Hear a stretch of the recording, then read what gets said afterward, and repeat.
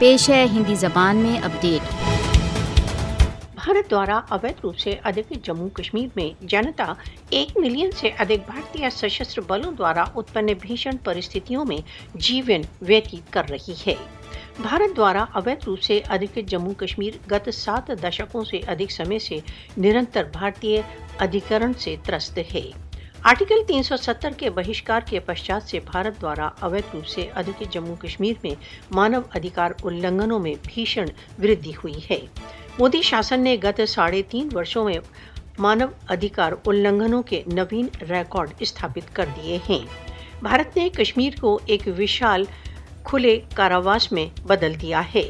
RSS समर्थित मोदी शासन ने भारत द्वारा अवैध रूप से अधिकृत जम्मू कश्मीर की जनता के सभी मूल अधिकारों को कुचल दिया है।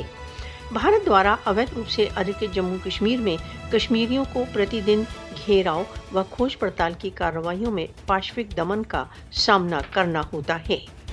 भारतीय अधिकारी भारत द्वारा अवैध रूप से अधिकृत जम्मू कश्मीर में कश्मीरियों के विरुद्ध काले कानूनों को लागू कर रहे हैं, उनकी जायदादों को जब्त कर रहे हैं तथा नागरिकों को बंदी बना रहे हैं।